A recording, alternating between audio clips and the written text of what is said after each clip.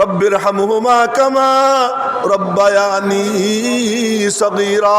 আল্লাহ কয় তোর মনে পড়ে না কত কষ্ট করছে তোর মা? জানিস 5 মাস বডি তৈরি হয়, 5 মাস পরে হঠাৎ করে সকালবেলা মা ঘুম থেকে উঠে দেখে পেটের মধ্যে বাচ্চা নড়ে, লাইথি করে। মাঝে মাঝে দেখা যায় গর্ভবতী মা রাতের বেলায় বিছনায় শুয়ে থাকতে পারে না, বিছনার থেকে উঠা হাঁটাহাঁটি করে, ঘোরাঘুরি করে। স্বামী জিজ্ঞেস করে কি হয়েছে? ঘুমাইতে পারতেছি না। বলে কেন? বাচ্চা পেটের মধ্যে লাইথি করতেছে, মারামারি করতেছে, আমারে মারতেছে, ওর গুতের চোটে ঘুমাইতে পারি না, অস্থির হয়ে পায়চারি করে ঘোরে। আল্লাহ কয় মনে পড়েনি তোর মারে তুই এমন কষ্ট দিতি?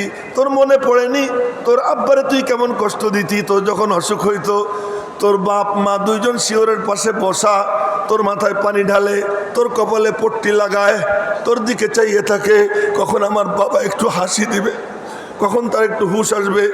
এমন মায়াময় এমন দয়াময় পিতামাতা, ওই পিতামাতার তুই কেমনে ভুলবি? আমি আল্লাহ তাদেরকে কখনো ভুলতে দেই না তোদেরকে। যখনই আমার কথা বলি সঙ্গে সঙ্গে পিতামাতার কথা বলি। ওয়াবুদুল্লাহ ওয়ালা তুশরিকু বিহি শাইআ ওয়া বিল ওয়ালিদাইনি ইহসানা ওয়া ক্বাদা রাব্বুকা আল্লা তা'বুদু ইল্লা ইয়্যাহু ওয়া বিল ওয়ালিদাইনি ইহসানা। যেখানে আল্লাহ নিজের ইবাদতের কথা বলে ওখানেই বাপ মানে টাইনে নিয়ে আসে। দেখ কেমন জিনিস, আমি টাইনে আমার সঙ্গে মিলেই। এর উপরে বিস্তারিত না, শুধু সংক্ষেপে বলি এই কথাটুকু যে বাপ মা কি? বাপ মা নবীজি বলেন হুমা জান্নাতুকা ও নারুকা, তারা দুইজন তোর সাক্ষাৎ জান্নাত, তোর সাক্ষাৎ জাহান্নাম।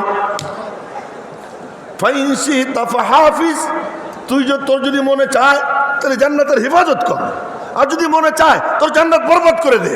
কে বলতেছেন? নবীজি বলতেছেন। টাকা পয়সা কামাই করে কোটিপতি, নবীজি বলতেছেন আনতা ওয়া মালুকা লি আবিকা, তোর কোটি কোটি টাকা তুই পুরাটা তোর বাপের মালিকানায়। এরপরে নবীজি বলতেছেন রিদার রব্বি ফি রিজাল ওয়ালিদাইন ওয়া সাখাতুর রব্বি ফি সাখাতিল ওয়ালিদাইন। রব্বের সন্তুষ্টি পিতামাতার সন্তুষ্টির মধ্যে লুকানো, রব্বের অসন্তুষ্টি পিতামাতার অসন্তুষ্টির মধ্যে লুকানো।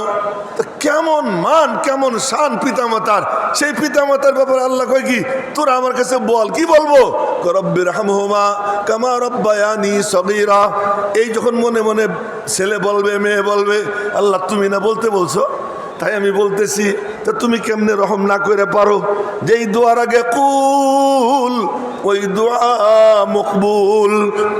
তার মধ্যে একটা হলো পিতামাতার জন্য, আর একটা হলো নিজের জন্য। আল্লাহ আমার জাহান্নাম থেকে মুক্তি দাও, জান্নাত দিয়ে দাও। আর একটা কিসের জন্য? মালিকের সাথে জুড়ার জন্য। বলেন না আল্লাহু আকবার। একটা হলো নিজের জন্য, আর একটা পিতামাতার জন্য, আর একটা হলো মালিকের সাথে জুড়ার জন্য। মালিকের সাথে জুড়বে কি দিয়া? যার ভিতরে এলেম এসে যায়, এলমে সহি, সে মালিকের সঙ্গে জুড়ে যায়। জোরে কন্যা সুবহানাল্লাহ।